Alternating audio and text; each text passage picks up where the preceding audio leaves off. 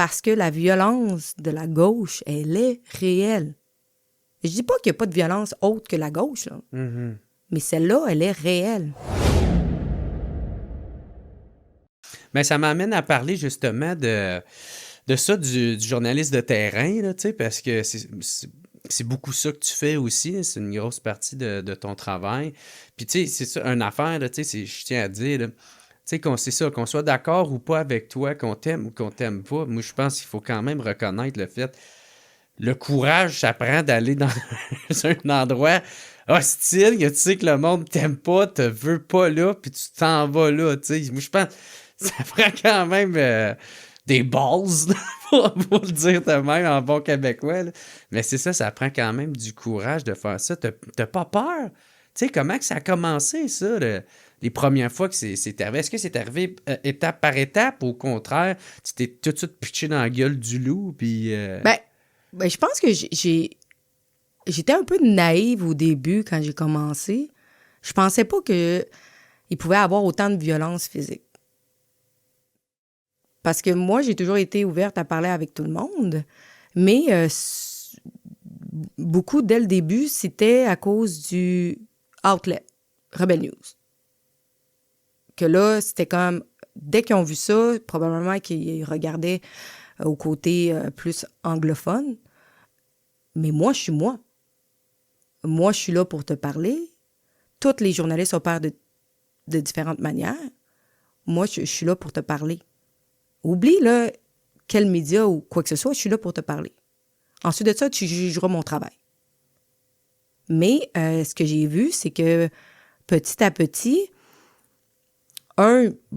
nécessairement, on voulait pas me parler, mais là, la violence a comme embarqué par la suite. Là.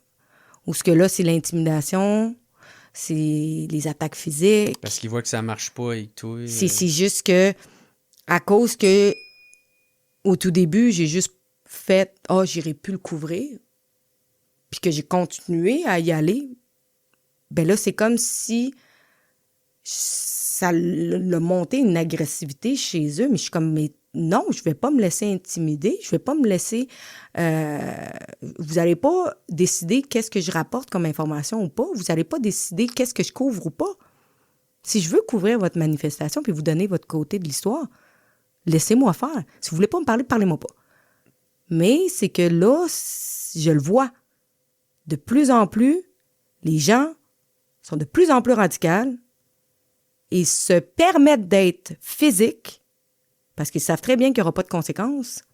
Et le fait qu'ils soient tous masqués devient très difficile de les identifier. Donc ça, c'est un autre enjeu. Mm-hmm. Donc, oui, il faut du courage, mais à la base, moi, j'y vais toujours avec l'esprit ouvert, puis je me dis toujours, ça va bien aller. Malgré que ça ne tourne pas toujours de la bonne manière que je veux. Mm-hmm. Mais, tu sais, c'est pour ça que maintenant, il me faut de la sécurité en tout temps pour essayer de faire mon travail parce que ça devient comme trop dangereux des fois. Tu sais, on ne sait jamais à quoi je peux m'attendre, tu sais. Je ne tente pas non plus qu'il y ait quelqu'un qui décide, qui fait l'irréparable puis qui m'attaque. Qui te poignarde. Ben, tu sais, j'ai eu quand même un de mes amis, je ne sais pas si tu as déjà entendu parler de lui, Endino, qui, lui, a infiltré un peu les antifas et a été capable de vraiment cerner comment ils fonctionnent, etc., aux États-Unis. Et lui, il a failli être tué. Il s'est fait battre dans la rue. Il y a eu une commotion. Il a failli pas s'en tirer. Ah ouais.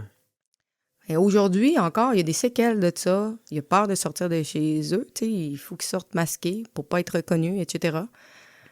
Parce que la violence de la gauche, elle est réelle. Je dis pas qu'il n'y a pas de violence autre que la gauche, là. Mm-hmm. Mais celle-là, elle est réelle. Donc, je le prends pas avec... Je le prends pas, tu sais, de manière naïve. Là. Maintenant, je me dis, il faut que j'aille de la sécurité. J'ai pas le choix d'être... Ouais. Tu sais, c'est pour ça que là, on voyait au début, là, je suis en train de, justement, là... fixer ma sécurité pour en fin de semaine. Mm-hmm. Mais tu sais, ça en amène des coups de plus. Tu sais, nous autres, on en reçoit quand même des donations, là. On n'est pas subventionnés, là. Fait que, tu sais, c'est des coûts de plus. Les gens, il faut qu'ils comprennent que oui, tu sais, on demande des dons, mais tu sais, vous pouvez regarder tous les reportages gratuitement, là. Ben, dans un monde idéal, ça serait que leur police fasse leur crise de job, là. Il y a Puis qu'il y ait des le ordres à support. Montréal. Ben, c'est ça, qu'il y ait le support d'en haut. Parce que c'est surtout ça l'affaire, là, tu sais, que c'est pas qu'il soit à côté de toi, esti, genre 24 sur 24, mais tu sais que si tu te fasses attaquer puis tu veux porter plainte, ben tu puisses porter plainte puis qu'ils puissent intervenir le moment, mais tu sais, on le voit, ils ont comme, ben, Benoît Dutrisac, il aime les appeler les touristes, là, tu sais, là, parce qu'ils font rien, puis là, aussi, il se dit, ouais, mais c'est pas grave, on a des caméras, on va aller les rechercher, puis 3 mois plus tard, toujours rien, là, tu sais, là, fait que... Ben, tu Fait sais, que juste au Square Victoria, là, quand j'ai littéralement été... Tu sais, il y avait des policiers, une gang d'antifa qui se sont jetés sur moi. Ils sont partis de l'autre côté de la rue, ils ont foncé sur moi. Ils ont essayé de me bloquer physiquement, etc. Ensuite de ça, il y a quelqu'un qui est arrivé avec un Pulvérisateur. Et il m'a ensouveli de peinture. La police était là. Les 2 agents étaient là, me regardaient me faire attaquer. J'ai essayé de prendre la bonbonne de peinture pour leur remettre la bonbonne pour pas qu'ils recommencent, parce qu'ils avaient tout peinturé la statue qui était au Square Victoria, avec plein de types de peinture. Puis là, je me suis dit, je vais enlever au moins l'outil, tu sais, l'outil qu'ils utilisent pour faire des actes criminels. La police n'a jamais rien fait. Elle m'a regardé tout le long. Et là, à un moment donné, tu sais, j'essayais, moi, de m'en aller, mais tu sais, quand on essaie de quitter un lieu avec des gens qui sont très hostiles, qui sont physiques, qui t'attaquent physiquement, il faut toujours que tu te baques en arrière. Tu sais jamais s'il y a quelqu'un en arrière, en avant. Il faut tout le temps que tu aies les yeux partout. Fait qu'essayer de s'en aller, ça devient très difficile parce que tu le sais qu'ils vont te suivre. Tu sais qu'ils vont te courir après. Tu sais pas qu'est-ce qu'ils ont derrière leur parapluie. Souvent, ils utilisent des parapluies pour empêcher que leur identité soit dévoilée, pour pas qu'il y ait des photos d'eux autres ou d'images prises. Tu sais pas s'ils ont des armes en arrière. Moi, je le sais que, parfait, qu'aux États-Unis, il y avait des rasoirs qui avaient été mis au bout de certains des parapluies pour causer du dommage physique aux gens qui affrontaient. Donc, je ne sais pas qu'est-ce qu'il y a. Un parapluie dans l'œil, hein, ça peut faire mal. Hein? Ouais. Donc, à un moment donné, j'étais en détresse. J'essayais de partir de là. J'étais quand même assez loin de leur campement, là. Puis, j'ai couru vers un agent de police qui m'a répondu, « On avait dit qu'on n'allait pas te protéger si tu allais là-bas. » Pardon? Premièrement, j'ai pas entendu ça. Puis, deuxièmement, vous avez fait un serment de protéger tout le monde, la population. Vous êtes payé par les taxes des contribuables.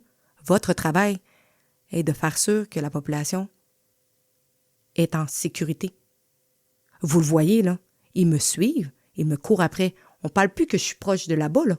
On parle de, là, je me fais poursuivre. De eux, de me voir et de s'enfuir avec leur vélo et de me dire qu'ils n'allaient pas me protéger. Ça, c'est la police de Montréal. Moi, en plus, je suis la personne qui est le plus, là, on back la police, on en a de besoin, le taux de criminalité est en hausse, on a de besoin de les financer, on a de besoin d'eux. Mais là, les agents de police sont biaisés, on a un système de police à 2 vitesses qui n'agit pas de la même manière, dépendamment de qui qu'il y a devant eux. Et c'est là qu'on a un réel danger. Ouais. On a un danger. Tu sais, je veux dire, je veux pas être alarmiste, mais il y a un danger, là. En quel honneur qu'il y a des gens qui ont des passe-droits, puis l'autre, ils l'ont pas. Ouais. Et il faut vraiment se questionner à ce niveau-là. Fait que c'est ça, ça m'amène à te poser la question, comment que la police te voit, ben, là, tu y réponds un peu. Là. Mais le pire là-dedans, c'est que pendant la pandémie, moi, j'étais pas encore avec Rebelle. Puis ils voyaient qu'il se passait quelque chose là, à Montréal, puis à Québec, les manifestations monstres, parce que c'était nous qui avions les plus grosses manifestations. De toute façon, c'est nous qui avons eu les mesures sanitaires les plus sévères. Donc, mon équipe était descendue à Montréal, puis ils avaient loué un bateau, genre Airbnb, pour pouvoir tout loger l'équipe, pour pouvoir justement assister à la manifestation qu'il allait avoir le lendemain. La police a débarqué, là. Je ne sais pas combien il était, mais c'était au moins 30-40, là. C'était ridicule, là. Ils ont complètement encerclé le bateau. Ils ont arrêté des membres de mon équipe. Puis même dans les couvre-feux, les manifestations, ils arrêtaient mes collègues à répétition. Ils ont eu des contraventions. La police n'a eu pas le choix d'écrire une lettre pour dire que... Parce qu'on les a poursuivis, bien sûrement. Mais finalement, la police a écrit une lettre pour dire qu'elle reconnaissait que Rebel News était un média reconnu, etc. Puis eux autres, qu'est-ce qu'ils avaient plaidé? C'est qu'ils n'étaient pas au courant de qui qu'on était. Mais là, ils ne peuvent plus jouer cette carte-là. Là. Ils savent très bien qui qu'on est. On a la lettre qui dit qu'on est un média reconnu.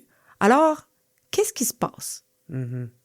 Pourquoi je revis encore les mêmes choses? Pourquoi, pendant la manifestation de dimanche, de Radcan, eux, ils ont pu aller partout, là. Il n'y avait pas de problème. Il n'y a jamais eu une police qui est allée leur dire « T'as pas le droit d'être là ». Mais que moi, j'ai même pas eu la chance de mettre un pied. Il y a 4 polices qui est arrivées pour me dire « Si tu t'en vas là, on va t'arrêter pour entrave ». Entrave de quoi? Qu'est-ce que j'entrave en ce moment? J'ai même pas eu une interaction avec quelqu'un, là. Puis j'ai 4 agents de sécurité qui sont avec moi, qu'on a payé pour ma sécurité. Je vous demande même pas d'être là pour me protéger. Ils sont là, ils sont payés pour ça. S'ils veulent pas me parler, c'est correct. Mais le fait que la police, maintenant, décide de quel journaliste a le droit d'aller couvrir quoi, on est rendu où en tant que société? Puis toi, c'est quoi ton recours là-dedans? Tu peux-tu faire... Ben là, en ce moment, j'ai une poursuite, là. Ouais. Contre la SPVM. Il va falloir aussi, on est en train de regarder pour voir qu'est-ce qu'on peut faire là, pour... L'extrait que vous venez d'entendre est une présentation de Air Nova. Air Nova est en pleine période de recrutement pour compléter son équipe. Vous êtes ferblantier ou frigoriste et vous cherchez un emploi? Bien, contactez et joignez-vous à une entreprise innovante, dynamique et professionnelle. Que vous soyez apprenti, compagnon ou contremaître, ils veulent vous rencontrer. Donc, contactez-les par courriel ou à leur téléphone au bureau. En plus d'offrir des avantages très intéressants, Air Nova a déjà des projets d'envergure en réalisation et plusieurs autres de confirmés pour 2026 dans la région de Québec-Lévis. Fait qu'attendez pas et contactez Air Nova.